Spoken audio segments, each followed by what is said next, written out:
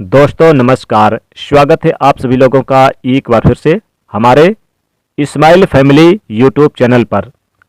धनतेरस के दिन जरूर खरीद करके लेकर आना, यह एक चीज खाली झोली भर जाएगा। अभी कुछ दिन बचे हुए हैं दीपावली के त्यौहार और धनतेरस को।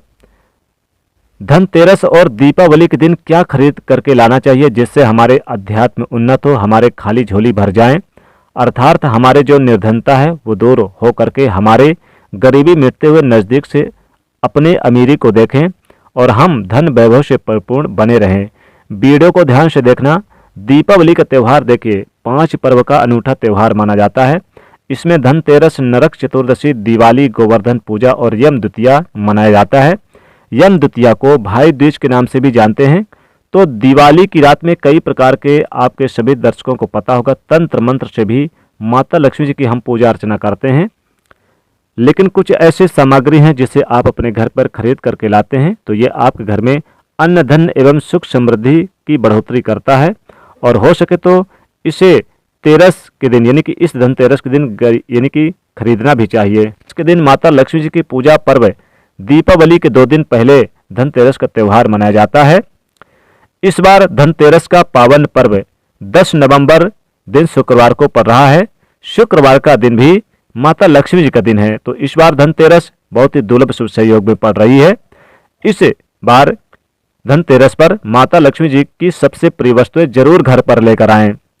इसे धनवंतरी त्रयोदशी भी कहते हैं और धन देने वाली त्रयोदशी भी कहते हैं। और इस दिन जो वैद्य धनवंतरी हैं, कुबेर जी हैं, महाराज हैं, हम इनकी पूजा अर्चना करते हैं, माता लक्ष्मी जी की पूजा करते हैं।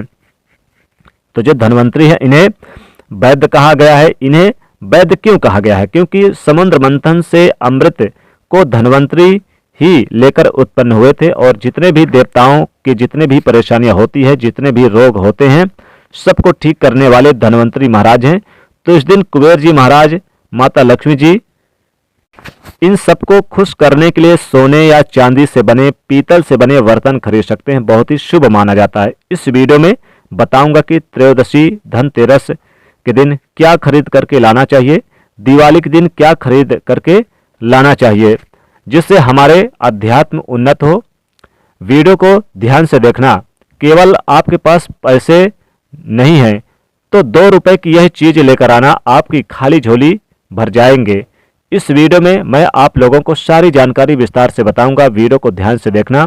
अगर वीडियो आज की छोड़ करके चले गए आधे बीच में तो बिल्कुल मित्रों आप लोगों को आगे चल करके काफ़ी पछताना होगा, क्योंकि इस प्रकार की जानकारी हमारे गरीबी को मिटाते हैं। इस प्रकार की जानकारी बहुत ही कीमती होती है। अगर आप भी माता लक्ष्मी जी को काफ़ी मानते हैं तो कमेंट बॉक्स में जय माता लक्ष्मी जी जरूर लिखना। मैं जो लाने की सामग्री बताऊंगा आज इसे या तो आप धनतेरस के दिन खरीद कर लाइए या फिर दीपावली के दिन खरीद करके लाइए।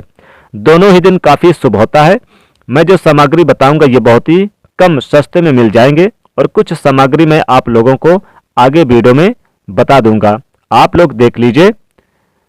जड़ी बूटी के बारे में भी बताऊंगा। जड़ी बूटी भी बहुत पावर होती है, धन दौलत को चुंबक की तरह खींचने का काम करते हैं।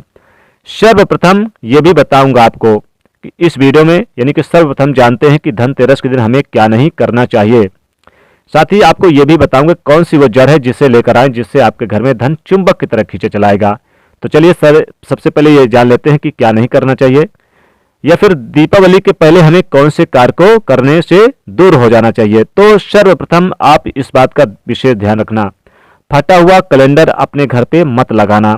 फटा हुआ जो कैलेंडर होता है समय का सूचक होता है। कभी भी खराब समय को आप अपने घर पर नहीं रखना चाहिए। अगर आप खराब समय को अपने घर पर रखेंगे, बंद घड़ी को अपने घर पर रखेंगे तो ये आपके अध्यात्म उन्नति में बाधा उत्पन्न करेंगे, अवरोध पैदा करेंगे। आपकी जो भी अध्यात्म उन्नत नहीं हो पाएगी। बिल्कुल भी आप जिस भी कार्य को छुएंगे उस कार्य में आपको असफलता मिलना शुरू हो जाएगा। और देखिए जो कैलेंडर होते हैं इसे दरवाजे के आगे या फिर पीछे कभी भी भूल करके मत टांगना। इससे व्यक्ति के जीवन में काफ़ी बुरा असर पड़ता है।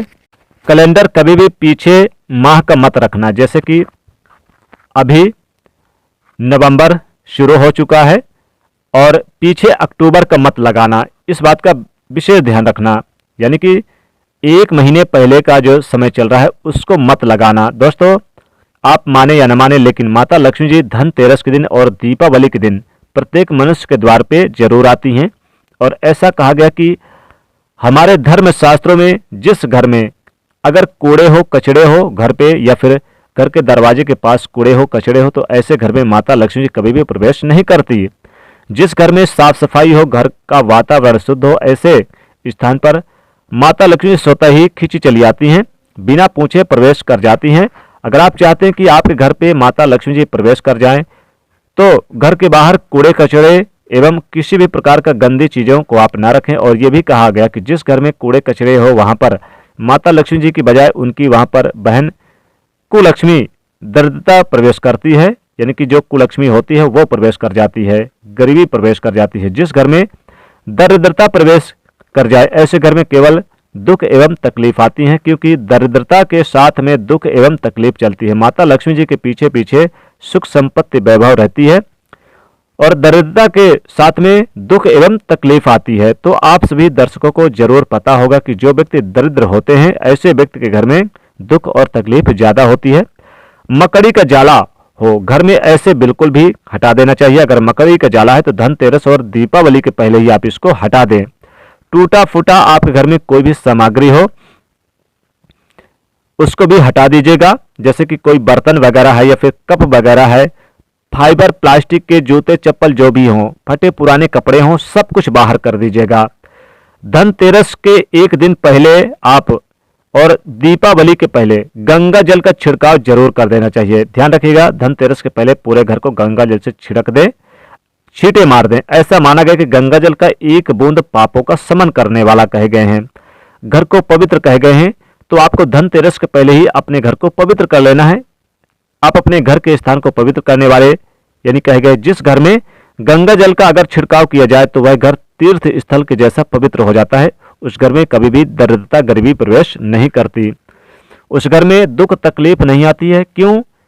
कि उस घर में साक्षात गंगा जल का छिड़काव करने के बाद माता लक्ष्मी जी भगवान विष्णु प्रवेश कर जाते हैं। जिस घर में प्रभु नारायण हो उस घर में माता लक्ष्मी स्वतः खींची चली आती हैं। इसके बाद अगर हो सके तो पवित्र धुएं आप अपने घर पर जरूर दिखाएं, जैसे कि धूप है, और साथ ही साथ कंडे का जो गोबर का कंडा होता है उससे जलाकर भी आप कर सकते हैं, या फिर आप महकते हुए अगरबत्ती भी आप जला सकते हैं। और धूप जो बहुत ही अच्छे हो, यानी कि जैसे भी आपका समर्थ हो उस हिसाब से आप कर सकते हैं, लेकिन ना हो तो कंडे को जलाकर धुएं जरूर करें। चलिए इस वीडियो में जानते हैं कि दीपावली में हमें कौन सी सामग्री खरीद करके धनतेरस के दिन लानी चाहिए, जिससे हमारे अध्यात्म में उन्नत हो, हमारे दीनहीन एवं गरीबी दूर हो। वीडियो को ध्यान से देखना और वीडियो को लाइक जरूर करना और कमेंट में जय माता लक्ष्मी जी जरूर लिख देना। और हाँ दोस्तों, अपनी राशि का नाम भी जरूर लिख देना। अगर हो सके तो मैं आपकी राशि के अनुसार आपके कमेंट में आकर रिप्लाई दे दूंगा। दोस्तों, एक व्यक्ति को मैंने बताया था उपाय, आज वो करोड़पति बन गया है। तो यदि आप भी करोड़पति बनना चाहते हैं इस धनतेरस पर तो अपनी राशि का नाम लिख दीजिएगा। मैं जरूर कोशिश करूंगा कि आकर कमेंट में रिप्लाई से आपको बेहद अच्छी आपके राशि के अनुसार उपाय बता सकूं। तो दोस्तों, पहला सामग्री है मिट्टी की सुराही। धनतेरस दीपावली के दिन मिट्टी की एक सुराही जरूर खरीद करके लाना चाहिए। ध्यान से सुनना, और इसे खरीद करके लाने के बाद घर के उत्तर दिशा में पानी भर करके आपको रखना है। ये काम धनतेरस के दिन करना है, तो ये सोने पे सुहागा है। अगर आप ऐसा करते हैं तो आपके घर में कभी भी पैसों की कमी नहीं होती। आप सुराही की जगह घड़े भी ले सकते हैं अगर आपको प्राप्त ना हो तो, लेकिन इसे आप उत्तर दिशा में यानी कि रख सकते हैं। आप कोशिश करिएगा, मार्केट में आपको घड़े भी मिल जाएंगे, सुराही भी मिल जाएगी, तो उत्तर दिशा में रखना है। ऐसा माना गया कि उत्तर दिशा देवताओं की दिशा होती है, और मिट्टी की कोई भी पात्र में पानी डाल करके उत्तर दिशा में रखते हैं तो ये पानी देवताओं को प्राप्त होता है। माता लक्ष्मी जी की कृपा से इसमें कमल से सुगंध आने लगते हैं। माता लक्ष्मी आपके घर में प्रवेश कर जाती हैं। इसके पीछे भी एक कारण भी है। कहा जाता है कि जिस घर में मिट्टी की सुराही रखा जाए उस घर में कभी भी दुख एवं तकलीफ नहीं आती। लेकिन रखने का एक नियम है, इसे कभी भी खाली नहीं रखना चाहिए। हमेशा गले तक इसके पानी भर करके रखना चाहिए और इसे उत्तर दिशा में रखना चाहिए। आप चाहते हो दक्षिणावर्ती शंख है, दक्षिणावर्ती शंख है, ये घर में खरीद करके ला सकते हैं। दक्षिणावर्ती शंख के एक फायदा बता दूं तो दक्षिणावर्ती शंख से ध्यान से सुनना, अगर आपके घर पे भगवान शालिग्राम की फोटो है या फिर माता लक्ष्मी जी की तांबे की बनी या फिर कोई मूर्ति पीतल की बनी कोई मूर्ति है तो इसे स्नान करा करके, शंख से आपको स्नान कराना है। दूध से स्नान कराते हैं तो अति उत्तम माना जाता है। गंगा जल से भी करा सकते हैं। इसके बचे हुए पानी है, इसके छींटे पूरे घर में मारते हैं तो आपके घर में कभी भी अन्न धन की कमी नहीं होती है। यह भी कहा जाता है कि दक्षिणावर्ती शंख घर में स्थापित करके रखने से, इनके नित्य पूजा पाठ करने से घर में कभी भी दरिद्रता नहीं आती, गरीबी नहीं आती। आप चाहें तो कमल गट्टे भी घर में खरीद करके ला सकते हैं। 2 रुपए की यह कमल गट्टे आपकी गरीबी को मिटा सकते हैं, क्योंकि माता लक्ष्मी जी को आकर्षित करता है। जिस प्रकार चुंबक जो होता है ये लोहे को अपनी तरफ खींचने का काम करता है, उसी प्रकार जो कमल गट्टे हैं ये माता लक्ष्मी जी को आकर्षित करते हैं। ये कमल गट्टे का बीज होता है। कमल पुष्प में माँ लक्ष्मी स्वतः ही विराजित होती हैं। कोई भी आप जो है धार्मिक किताब घर में खरीद करके ला सकते हैं, इससे भी बहुत पवित्र माना जाता है। और ये जो दिन होता है धनतेरस, ये भगवान धन्वंतरी का दिन होता है, इसलिए इस दिन औषधि खरीद करके घर लाना चाहिए। मैं कई बार बता चुका हूँ कि स्वतः यानी कि स्वास्थ्य से बढ़कर कोई भी धन नहीं होता। अगर इस दिन जैसे कि शंकर जटा है या फिर आप कुछ अच्छी जड़ी बूटियां हैं ये घर पर खरीद करके आप ला करके घर में स्थापित करते हैं तो यकीनन मानिए इस प्रकार की जो जड़ी बूटी होती है जागृत हो जाती है, जब तक कि फिर आपके घर में रहेंगे। आपके घर को रोग दोष एवं बड़े बड़ी बीमारी से बचा करके रखते हैं और स्वास्थ्य से बढ़कर कोई भी बड़ा धन नहीं है। तो अगर आप चाहते हैं कि आपके घर में किसी भी प्रकार का कोई बीमारी ना हो, आप निरोग रहें, तो बिल्कुल ही धनतेरस के दिन या फिर दीपावली के दिन जो है कोई भी औषधि अपने घर पर खरीद करके ला सकते हैं।